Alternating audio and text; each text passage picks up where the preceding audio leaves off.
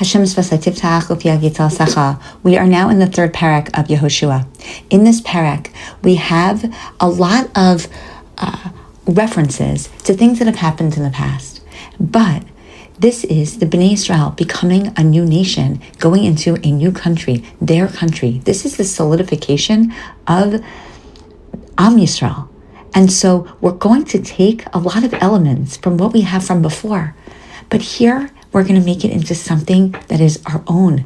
Because ultimately, isn't that the goal, right? We have the Torah, we have the tshuva, we're new people in a new situation, and now we have to do something with it. So first, Vayashkem Yehoshua Baboker, who do we walk in? Whose footsteps do we walk in? If not Avram Avinu, Vayashkem Avram. Avram walked to show us Jesus. Yeshua's walking in those same footsteps. Vayiso Mishitim, and it's the last of the places of the sojourns of the Bnei Israel. This is the last one.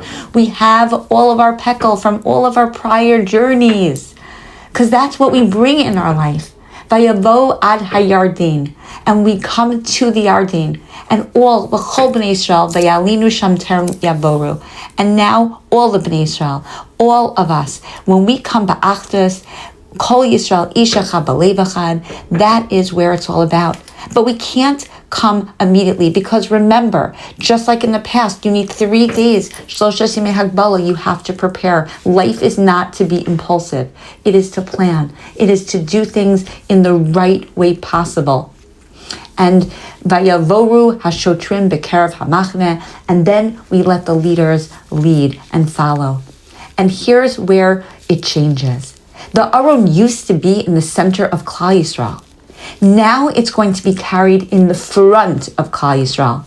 It used to be carried by the Leviim. Now it's going to be carried by the Kohanim. It used to be that our essence inside of us, our lev, was Kedusha. Now it's not like that. The permutations are different. The Aron is going to go in front of us. It's going to lead us. Just fast forward, we're in Galus. We don't have at our core a Beis HaMikdash. The only times that the Kohanim were able to carry the Aron and not the Leviim was originally in the idea of here, and later on in the idea, and when they brought the Mishkan to its final resting place into the Beis HaMikdash, that was the times after the initial times that the Kohanim were the ones that brought the Aron. And why? Because it was a special time. It wasn't just a time of all the kelim of the Mishkan. There's going to come a time where there's no more Mishkan, there's no more Mikdash. And so that time is a unique time. There's going to be galus. All of us now, we don't follow the same, there's no nisim that are obvious miracles. We're going into a newfound experience. And so the Kohanim are going to be the ones that are going to carry.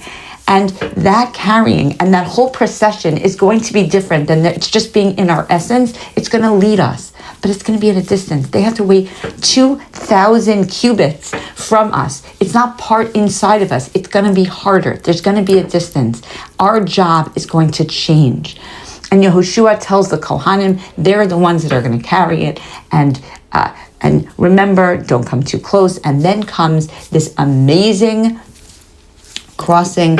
When you get to the waters of the Yardin, it used to be that what would have to happen, people would have to jump in. Nachshon ben Aminadav. We had to do something. Here, just stand still, don't do anything. You're not capable. You have the one mitzvah that came with us into from Eretz Mitzrayim was Emunah, right? We went into the midbar. That was it. So we had to show Amunah in order to have a miracle. Here we have a Torah. It's part and parcel of who we are. And now, just don't do anything. This is part of the perks, the VIP perks of being part of the Am HaNivchar. Hashem is going to take care. And Hashem made this interesting miracle before with the Yarden, with the Yam Suf, that what happened? The waters split on two sides and we walked in between. This is not that kind of miracle. Here, it's all going to be in one high wall. You're going to walk through. You don't have to jump in. You don't have to do anything. You just have to listen. And why? Why is Hashem making this level of experience? Some say that it was a huge miracle. Others say it was within the natural course of what water could do. Water sometimes can all, go over to one side. And that when it came back in like little trickles. That was a major miracle. Or the idea was at this particular moment, in this particular time, it was nature was doing something that was so unusual. But irrespective of the way that you interpret it, it was different than what they had experienced at the Kriyas Yamsuf. Because their being is different. They were they're now going into a time where we're in a very different time. We don't have the Har Sinai and the crazy obvious miracles anymore. And you have to know that why is this happening? Why is this happening? Laman tidu bezot tidun ki kel chai b'kirbechem. You should always know Hashem is here. And Hashem is always with you. That's number one. Now, perhaps that was said specifically to Yehoshua, who still is a little bit on the fence. My goodness, is this because of me, because of Moshe? Are the people going to believe in me because of Moshe? But for all those people that were thinking, you know what, all these miracles, they just happened for Moshe. It's like not us. No. Ki kel chai b'kirbechem. Hashem is there in you. No. Each one of us. Hashem is in us. And also to teach the Goyim, we're a force to be reckoned with. We always have to make sure that on the inside and on the outside, we are Mekadesh Hashem, we have Kiddush Hashem. And that's what's going to happen. So select 12 people, each one from each tribe. Always the idea of Achdus. There's no such thing as a Klal Yisrael without all the Shvatim being counted. Each one is important. Each one allows for us to recognize that there are a lot of different derech of Hashem, and all of those are important when Klal Yisrael, when the Jews are experiencing something, and that's just what happened, and it was amazing, and they have this amazing miracle, and they cross, and vayamdu hakohanim nosei ha'aron bris Hashem b'charba b'toch hayarden hachayin, and the Kohanim who were holding on to the beautiful Aron were on dry land in the middle of the Yarden. V'chol Yisrael ovrim b'charva ad asher tamu kol hagoy laboras Yarden, and everyone carries and everyone finishes crossing the Yarden. We all did it together. And when we do things together, that by itself brings the miracle. That by itself is what allows us to be zocheh, to have the real experience of Hashem in our midst. And that is what we had to go together in order to be able to be zocheh to our beautiful, beautiful Eretz Yisrael.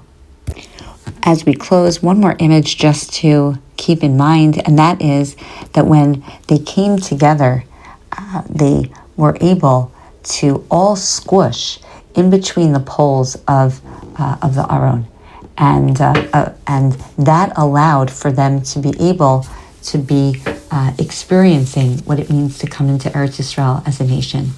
And anyone that has had the zechus of being in the Berchas Kohanim on one of the regalim, especially on Sukkot in Israel by the Kosel, you experience the squish, that feeling like there's no way, that there's just no more room. Imagine that multiplied by exponentially, to think about how these people were able to get in, all of them together, ki ish echad b'lev echad. But that really is the precursor to being able to fully solidify ourselves as a nation. When we come together, when we are together, then Hashem continues to reign over us in a way that is lamala min hateva, above nature.